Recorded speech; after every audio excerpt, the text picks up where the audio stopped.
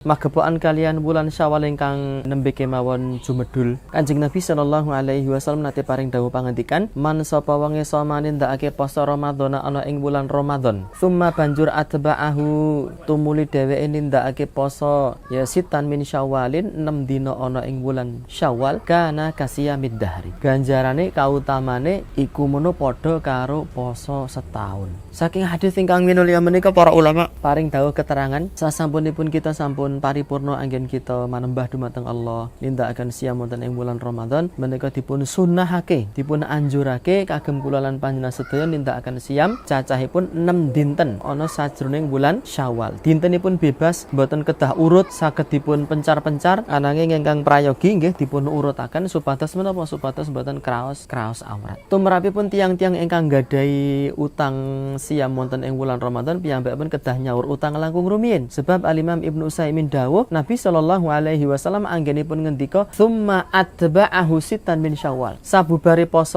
Ramadan banjur ditutukake nindakake poso 6 dina ana ing bulan Syawal. Menika ganjaranipun kautamanipun sami kalian siyam setunggal taun. Ananging magepokan kalian amalan siyam sunah wonten ing bulan Syawal, Syekh Muhammad Mukhtar Asy-Shinqiti rahimahullahu taala niki paring pamrayogi supados siyam Syawal niki dipun tindakake 7 dinten sasampunipun Idul Fitri. Mboten langsung ditindakake sabibaripun salat Idul Fitri. Penyebabipun menapa? Sebab riyaya Idul Fitri menika dinten kagem bebungah, ngatonake bebungah, ngatonake kasenengan, dahar ngunjuk, mara dayoh dumateng sanak kadang, tangga tepalih mitra pitepangan, nggih lajeng dahar ngunjuk sesarengan, nyaosi hadiah kagem lari-lari alit, napa niku rupa manisan, permen, pitrah lan sapanunggalanipun. Menawi wonten 7 dinten sabibaripun Syawal, suasananipun menika tasih suasana hari raya. Hari raya niku nggih seneng-seneng mangan ngombe, kok awake dhewe niku malah nindakake siyam, menika kadangkala dados runtiking penggalih